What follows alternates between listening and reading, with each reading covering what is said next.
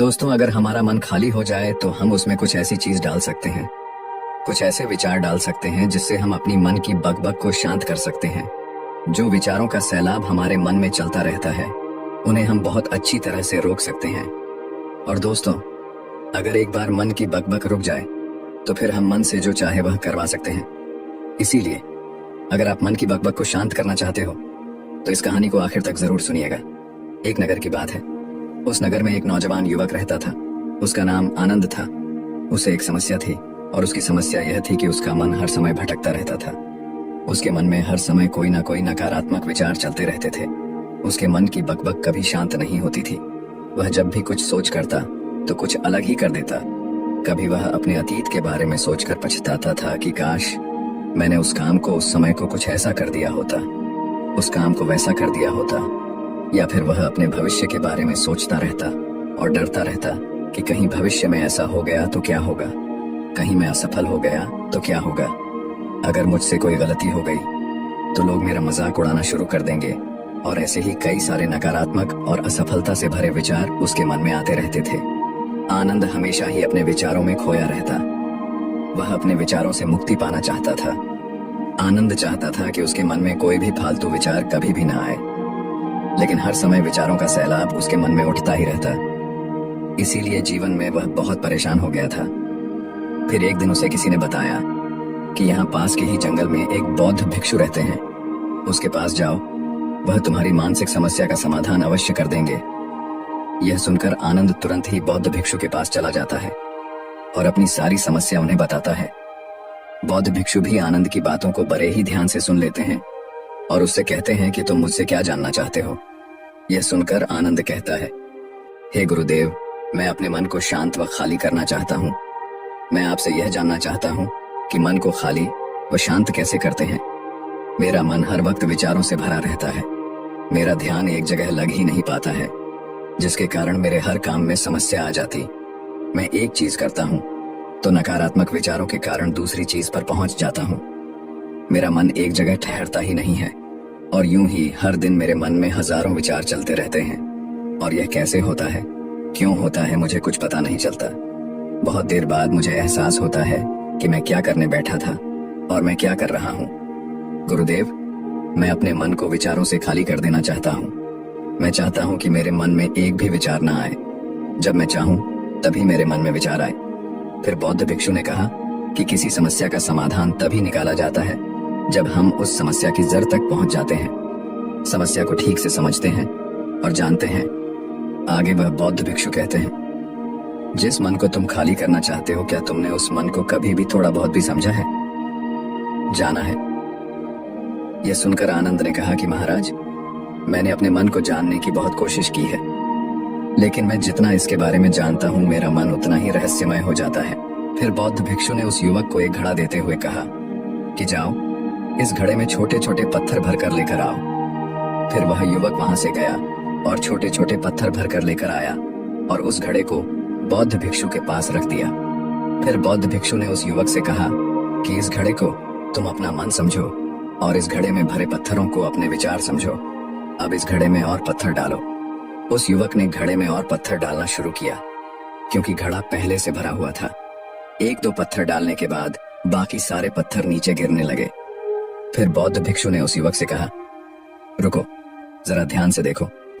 अब घड़े में पत्थर नहीं आ रहे हैं, बल्कि पत्थर नीचे गिर रहे हैं, क्योंकि यह एक घड़ा है जो इसमें आ सकता था, वह आ गया। अब इसमें और पत्थर नहीं आएंगे। अगर दूसरे पत्थर डालना है तो पहले वाले पत्थरों को निकालना होगा। यह सुनकर उस युवक ने कहा, गुरुदेव, मैं आपकी बात समझ गया हूँ कि आप मुझे क्या बताना चाहते हैं। हमें अपने मन को विचारों से ही खाली कर देना चाहिए। आनंद की यह बात सुनकर बौद्ध भिक्षु मुस्कुराने लगे और कहा, पहले मेरी पूरी बात तो सुन लो, उसके बाद मन को खाली कर लेना। फिर बौद्ध भिक्षु ने उस युवक को कहा कि हमारा मन एक घड़े के बिल्कुल उल्टा है कि घड़े को तुम पत्थरों से भर सकते हो, लेकिन मन को विचारों से नहीं भर पाओगे, क्योंकि मन तो हमेशा खाली रहता है। यह सुनकर उस युवक ने कहा, गुरुदेव, मुझे आपकी बातें कुछ समझ नहीं आ रही हैं। मन अगर खाली रहता है तो फिर हम उसे खाली करना क्यों चाहते हैं? फिर मन को खाली करने की क्या ही आवश्यकता है? फिर बौद्ध भिक्षु ने उससे कहा कि इस घड़े से एक एक करके पत्थरों को बाहर निकालो। आनंद ने वैसा ही किया। वह घड़े में से एक एक करके पूरे पत्थरों को बाहर निकालता रहा और ऐसा करते करते अंततः घड़ा खाली हो गया। फिर बौद्ध भिक्षु ने उस युवक से कहा, देखा तुमने, जब एक एक करके तुमने पत्थरों को बाहर निकाला तो यह घड़ा खाली हो गया। अब तुम इस घड़े में कोई भी पत्थर डाल सकते हो, दूसरे पत्थर डाल सकते हो, या फिर उन्हीं पत्थरों को दोबारा डाल सकते हो, आधा भर सकते हो या फिर पूरा भी भर सकते हो। फिर वह युवक कहता है, गुरुदेव, मैं भी तो यही कह रहा हूँ कि मुझे अपने मन को खाली करना है। यह तो एक पत्थर है, इसे आसानी से निकाला जा सकता है और घड़े को खाली किया जा सकता है, लेकिन गुरुदेव, मैं अपने मन को खाली कैसे करूं?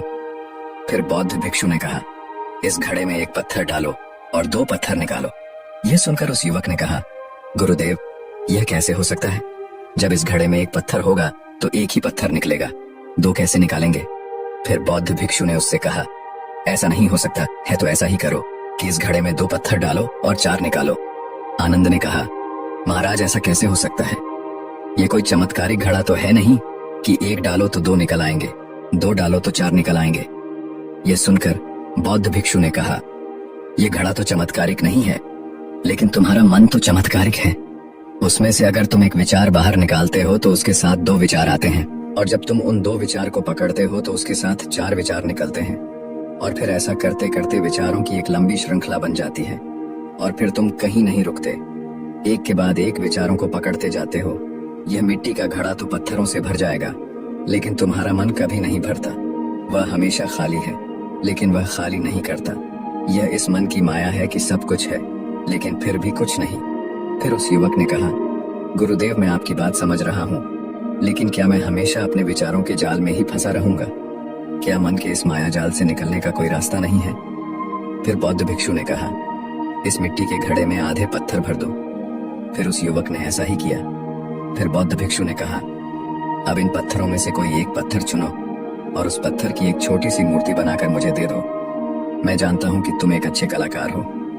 आनंद ने एक पत्थर निकाला और उस पत्थर को बौद्ध भिक्षु के सामने ही तराशने लगा। पत्थर को तराशते वक्त उसे लगा कि यह पत्थर अच्छा नहीं है। फिर उसने दूसरा पत्थर घड़े से निकाला, लेकिन उसे वह पत्थर भी पसंद नहीं आया। फिर उसने तीसरा पत्थर निकाला, लेकिन वह तीसरा पत्थर भी उसे पसंद नहीं आया। उसका रंग अच्छा नहीं था। ऐसा करते करते उस युवक ने सारे ही पत्थरों को बाहर निकाल दिया। उस युवक को ऐसा करते हुए बौद्ध भिक्षु बड़े ही ध्यान से देख रहे थे। फिर बौद्ध भिक्षु ने उससे कहा कि जो तुमने सबसे पहले पत्थर निकाला था, उस पत्थर को यह समझकर तराशो कि इसके बाद तुम्हारे पास कोई और पत्थर नहीं है और यह एक ही पत्थर तुम्हारे पास है। फिर उस युवक ने, जैसा गुरुदेव ने कहा, उसी एक पत्थर को लेकर तराशना शुरू किया और उसने उस पत्थर से एक बहुत ही सुंदर मूर्ति बनाई और बौद्ध भिक्षु को भेंट की। और बौद्ध भिक्षु से कहा, गुरुदेव, इस पत्थर से इतनी सुंदर मूर्ति बन सकती थी, मैं यह सोच भी नहीं सकता था। उस युवक की बात सुनकर बौद्ध भिक्षु ने कहा कि जब तुम्हारे पास और कोई दूसरा विकल्प नहीं होता है, तब हम उस विकल्प में ही संपूर्ण ऊर्जा लगाते हैं और उसी को सबसे बेहतर बनाते हैं। और जब हमारे पास कई सारे विकल्प होते हैं तो हम पत्थर चुनते भी नहीं और मूर्ति बनती भी नहीं।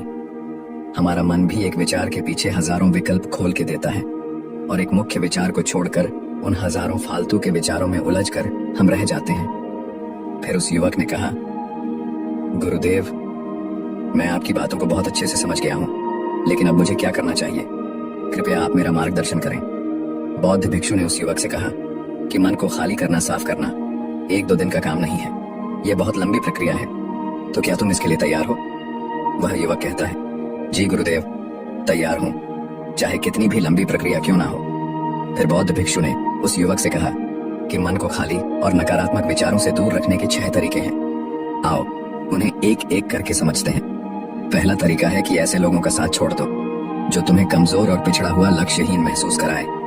अक्सर हमारे आसपास ऐसे लोग होते ही हैं जो हमसे पद और धन में हमसे ऊपर होते हैं, और इसी पद और धन के घमंड में वह अपने नीचे लोगों को कुछ भी नहीं समझते। इसीलिए ऐसे लोगों के पास रहना ही नहीं चाहिए।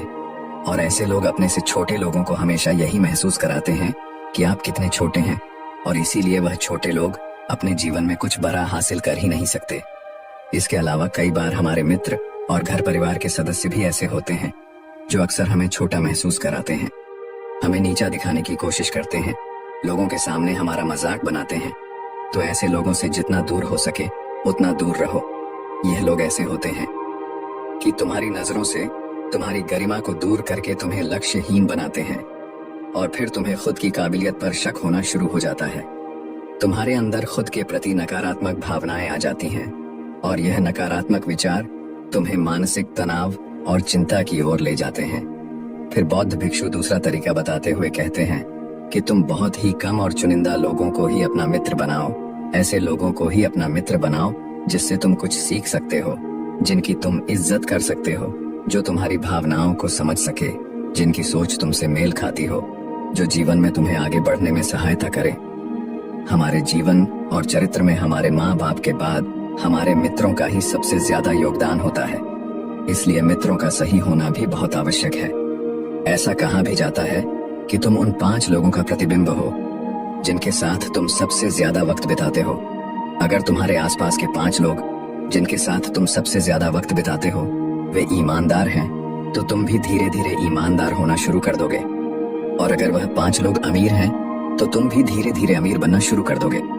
कहने का अर्थात यही है कि तुम वैसा ही बन जाते हो जिस तरह के लोगों के साथ तुम अपना समय व्यतीत करते हो। किसी महान दार्शनिक ने कहा था कि तुम मुझे किसी भी इंसान के मित्रों से मिलवा दो, मैं उसके मित्रों को देखकर उस इंसान का भविष्य बता दूंगा। हमारी सबसे बड़ी समस्या यह है कि हम लोगों को ना नहीं बोल पाते हैं। जिन लोगों के साथ हम रहना पसंद भी नहीं करते हैं, ना चाहते हुए भी हमें उन नकारात्मक लोगों के साथ वक्त बिताना पड़ता है। इसलिए सबसे पहले हमें अपनी जिंदगी में उन लोगों को ना कहना आना पड़ेगा जिनके साथ रहकर हमें लगता है कि यह हमारी जिंदगी खराब कर रहे हैं। अगर यह हमारी जिंदगी में ना हो तो शायद हम ज्यादा खुश रहेंगे। बौद्ध भिक्षु आगे कहते हैं कि तीसरा तरीका है कि तुम कभी भी अपना अतीत नहीं बदल सकते, लेकिन तुम अपना भविष्य अवश्य बदल सकते हो। इसलिए तुम्हें पूरी तरह से वर्तमान में रहते हुए उन चीजों पर, उन कामों पर ध्यान देना है जो तुम्हारे नियंत्रण में है, जिन्हें तुम आज कर सकते हो, अभी कर सकते हो। बौद्ध भिक्षु कहते हैं, मेरी एक बात हमेशा याद रखना, केवल वर्तमान में रहकर भविष्य को संवारा जा सकता है, अतीत में रहकर नहीं। इसीलिए वर्तमान में जीने की आदत डालो। चौथा तरीका है कि तुम स्वस्थ और पौष्टिक खाना खाओ। हमारा शरीर ऊर्जा से चलता है और हम जैसा खाना खाएंगे वैसी ही ऊर्जा हमारे शरीर को मिलेगी। अगर हमारा शरीर स्वस्थ नहीं रहेगा तो हमारा मन स्वस्थ कैसे रहेगा? जब शरीर कमजोर व बीमार रहता है तो मन में कई सारे नकारात्मक विचार आते हैं और स्वस्थ शरीर में स्वस्थ दिमाग का वास होता है। इसलिए शरीर को स्वस्थ व मजबूत रखना हमारी जिम्मेदारी है। बौद्ध भिक्षु कहते हैं कि 5वां तरीका यह है कि रोज ध्यान करो। ध्यान करने का सबसे उपयुक्त समय सुबह या फिर रात को सोने से पहले होता है, लेकिन अगर तुम्हें ध्यान में गहरा जाना है तो सबसे उपयुक्त समय रात का ही होता है। रात में सोने से पहले ध्यान करने से नींद में भी सुधार होता है और बहुत गहरी नींद आती है। ध्यान करने के लिए तुम अपनी सांसों पर ध्यान केंद्रित कर सकते हो या फिर तुम अपने मन में उठने वाले विचारों पर भी अपना ध्यान केंद्रित कर सकते हो। मन में उठने वाले विचारों पर ध्यान केंद्रित करने से ध्यान करने वालों का ज्यादा फायदा होता है, क्योंकि इसमें आसानी से गहरे ध्यान में उतरा जा सकता है। अगर तुम ध्यान नहीं कर सकते हो तो रोज खुद के साथ अकेले में वक्त बिताओ। खुद के व्यवहार को समझो, देखने की कोशिश करो कि मन में किस तरह के विचार उठ रहे हैं और क्यों उठ रहे हैं। बौद्ध भिक्षु आगे बताते हुए कहते हैं, छठा तरीका है कि तुम नए नए जगह घूमने जा सकते हो, क्योंकि एक पुरानी कहावत है कि एक लंबी यात्रा आपको 1000 किताबों के बराबर ज्ञान देती है। गौतम बुद्ध अपने जीवन काल में 9 महीने लगातार घूम रहे थे। उनके भ्रमण करने का यही कारण था कि नए नए जगह जाने से ज्ञान की प्राप्ति के साथ साथ मन को एक नयापन भी प्राप्त होता है। नई जगह घूमने जाने पर हमारा मन उत्साहित रहता है। फिर बौद्ध भिक्षु कहते हैं, मन के जाल में कभी मत फांसो। मन को खाली करने की कोशिश मत करो। जीवन में ध्यान करना सीखो। अपने ध्यान को केंद्रित करो, अपने ध्यान में एकाग्रता लाओ और जीवन में जो कर रहे हो उसे पूरी मेहनत के साथ अंतिम समझ कर करो। उस काम को ऐसे करो कि उसके बाद तुम्हें और कुछ नहीं करना है। और जब फिर दूसरे विचार पर कार्य करो तो बस उसी पर कार्य करो, किसी तीसरे विचार पर नहीं। मन के माया जाल से निकलना इतना आसान नहीं, लेकिन ध्यान करने से सब कुछ पाया जा सकता है।